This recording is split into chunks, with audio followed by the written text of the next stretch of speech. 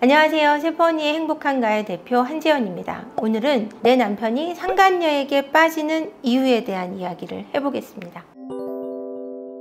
아내가 바람이 났다. 근데 이게 뭐 알아보니까 관계 중독이다. 뭐 이런 식으로 생각을 하시더라고요. 근데 이 관계 중독을 어떻게 해석하셔야 되냐면 충동에 대한 조절이 되지 않는 거고 계속해서 자극을 추구하게 되는 거예요. 이 자극 추구는 도파민하고 연관이 되어 있는데요. 자극적인 거를 할 때마다 도파민 분비가 늘어나다 보니까 그 행동을 멈추지 못하게 하는 거라고 생각하시면 될 것 같습니다. 남자분들이 상간녀에게 빠질 때 여러분 생각하실 때는 상간녀분들이 되게 예쁠 거다 라고 생각하거나 굉장히 뭔가 매력적일 거야 생각하시는 분들이 많은데 그렇지 않은 케이스도 비일비재하고 실제로 제가 아는 여자 변호사가 상간녀 쪽에 소송을 맡으면서 그 상간녀분을 만나게 됐는데 너무너무 못생겨서 너무 이상하게 생겨서 놀랐다고. 근데 결국은 그 상간녀는 남자를 이혼시키고 뺏었어요. 그래서 뺏은 가운데 상간소송을 당하고 그 남자는 이혼을 당하면서 상간녀 소송을 맞대응하기 위해서 왔는데 남자분은 너무 잘생긴 반면 여자분이 너무 못생겨서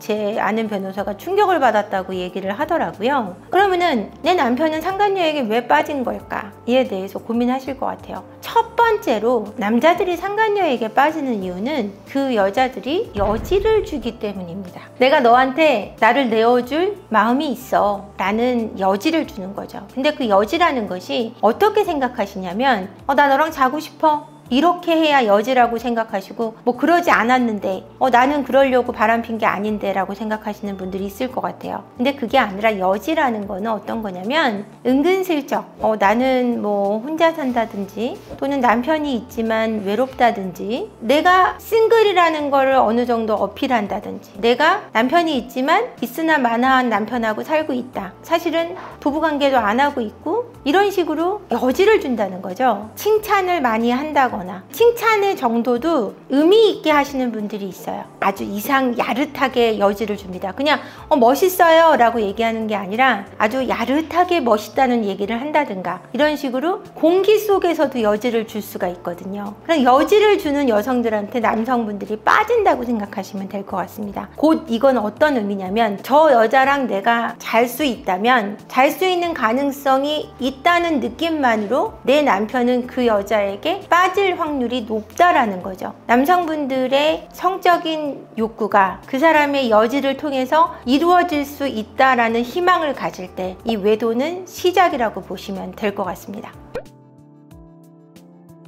보통 상간녀들 보면은 못생겼어요, 이 여자 별로예요 이렇게 얘기하는데 그 여자는 별로예요 소리가 안 나왔어요. 진짜 너무 예쁜 거예요. 제가 봐도 남자들이 너무 좋아할 것 같아요. 그래서 이분은 진짜 예쁘네요 제가 그랬어요. 근데 그분도 정말 이 여자는 예뻐요 라고 얘기를 하더라고요. 근데 이 예쁜 여자의 단점이 뭐였냐면 내 남편하고만 상간을 하고 있는 게 아니라 남자가 한 3명이 더 있다고 합니다. 내가 꼬실 수 있는 남자면 누구나 유혹하는 거고 남편도 있는데 상간하는 상간자들이 한 4명, 5명이 된다고 얘기를 들었거든요. 제가 뭐 분명히 확인한 건 아니지만 여러 가지 카톡이나 이런 정황들을 보여주셨을 때 그분이 여러 명의 남자를 만나고 있는 건 분명히 보였어요. 내 상간녀가 예쁜데 내 남편하고만 만나는 거다 이런 경우도 있을 것 같긴 해요. 정말 내 남편만 좋아하고 따라다니는 여자도 있다라고 할 때 그런 분들이 사고가 건강할 수는 없다라고 저는 생각이 들고요. 예전에 제가 그랬어요. 술집 가면은 너무너무 예쁜 분들이 많아요. 여러분 진짜 저는 남자들 따라가서 그 술집에서 일하시는 분들을 제가 봤는데 정말 예쁜 분들이 많아요. 그래서 제가 예전에 어떤 친구한테 이런 얘기 물었어요. 야 거기 가면은 너무 예쁜 애들이 많잖아 라고 얘기를 했더니 근데 재현아 거기 애들은 예쁜데 싼티나 이 얘기를 저한테 했던 친구가 있어요.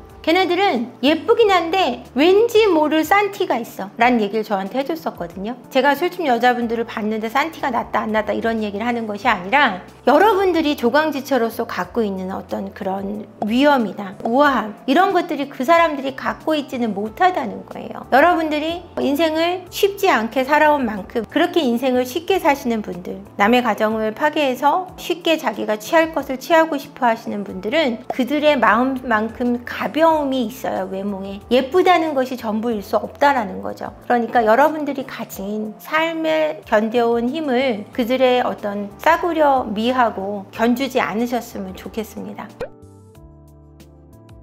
피디님이 좋은 질문을 해주신 게 저한테 그러세요. 도대체 어떻게 대하면 좋을까요? 바람나 있는 남편, 아내, 그리고 그 집 나간 남편한테 어떻게 하면 돌아올까요? 이렇게 하시는데 내가 어떻게 한다고 결론이 나는 것이 아니라 그 사람이 어떻게 할지 결론을 낼 때까지 기다려보는 게 제일 좋아요. 근데 기다리는 동안에 어떻게 해야 되냐면 내가 너의 행방에 또는 너의 행동에 크게 관심이 없다라는 뜻을 보이셔야 돼요. 그러니까 완전 무관심하고 끝이야 이게 아니라 그냥 네가 뭘 하던 나는 내 삶을 고수하겠다 의지를 보여주시면 돼요. 근데 강력하게 문자를 보내서 난 죽어도 이건 안 할 거야 이런 게 아니라 네가 뭐라 그러던 난 크게 반응하지 않아 라는 무덤덤함, 그것이 제일 필요하다고 말씀드리고 싶어요. 그래야 그쪽에서도 불안을 느끼고 이거 뭐지? 도대체 저 사람이 왜 안달복달 안 하지? 힘들어하지 않지 할 때 밀당해서 이길 수 있는 법이거든요. 안절부절 하시는 걸 일단 멈추고 그 사람의 행동에 무덤덤하게 대응하셔야 돼요. 대답을 해도 짧게, 응답을 해도 간단하게, 이게 제일 중요하다라고 말씀드리고 싶어요.